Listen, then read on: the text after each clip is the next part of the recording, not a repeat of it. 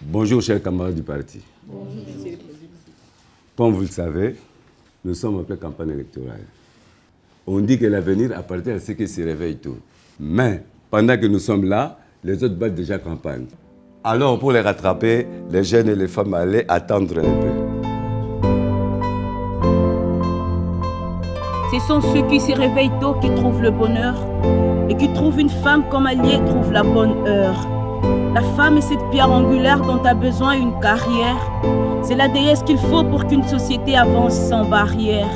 Mais ça étant de continuer d'aller aux élections sans privilégier la sacralisation de l'humanité. Dans le monde du succès, l'homme au combat sans la femme n'est qu'un humain alité. La jeunesse est la continuité assurée. C'est lui qui promeut l'avenir politique de la jeunesse. C'est le mieux-être de la nation qu'il a signé. Mais on doit arrêter de dire que la jeunesse est l'avenir de demain. Comme pour les élections, nous sommes prêts à écraser l'avenir de cette jeunesse avec le demain. La politique n'a pas de sexe, la politique n'a pas d'âge. En mettant la jeunesse de côté, c'est la politique convexe. Arrêtons de faire semblant d'être des anges. Adam, tu n'arriveras pas au succès sans tes codes.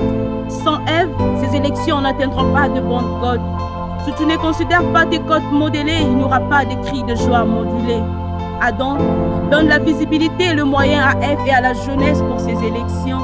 Ève a la mission de bâtir la nation et non de multiplier des immeubles en érection. Pour ces élections de 2023, nous demandons du 50-50 dans la dotation des candidates pour mieux avancer les choses. La femme est négligée, mais on ignore toujours les causes. Si éduquer la femme et la jeunesse, c'est éduquer une nation. Comment dans les consensus pour déterminer le mieux-être de cette nation, on constate l'absence de celle pour qui l'éducation de la nation est une passion. Électeurs, votons jeunes, votons femmes pour l'émergence du nouveau leadership politique juvénile et féminin, afin que les Congos allument sa flamme. Candace Bantou. Le sage alignera la femme parce que dans ce climat froid, faudra qu'elle apporte sa flamme.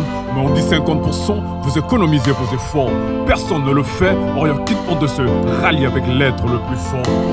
Il n'y aura pas de femme sans flamme, arrêtons de regarder le genre, regardons les compétences. L'émergence du Congo est sur le lit de l'hôpital, et la femme ça vaut être comme la potence. Il n'y a pas de relève sans jeune, à affronter les élections sans la jeunesse. C'est comme monter sur le ring dans un état de jeunes. Toute bataille mérite de l'énergie fraîche. La jeunesse comme allié, le succès monte en flèche.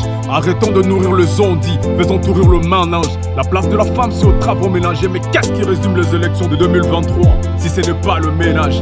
Femmes et jeunes souvent négligées à l'alignement de défenseurs de couleurs de chaque parti. Mais les lieux de se racheter et toute idée de discrimination faudrait commencer par rejeter. Il n'y aura pas de femmes sans flamme, pas de relève sans jeunes. Chef de parti que vous êtes, arrêtez la discrimination. Toute cette discrimination discrédite la nation. Parce qu'on dit de tous, celui qui valorise la femme valorise la nation. Passons aux actes, arrêtons de narration. Dotons de moyens à chaque candidate de chaque parti.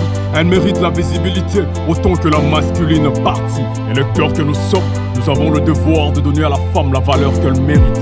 Dans notre rencontre avec le surde, que l'on fasse comprendre que c'est la valeur de la femme que l'on médite. Il n'y aura pas de femme sans flamme, pas de relève sans jeune. Je préfère arrêter là. Bonzo.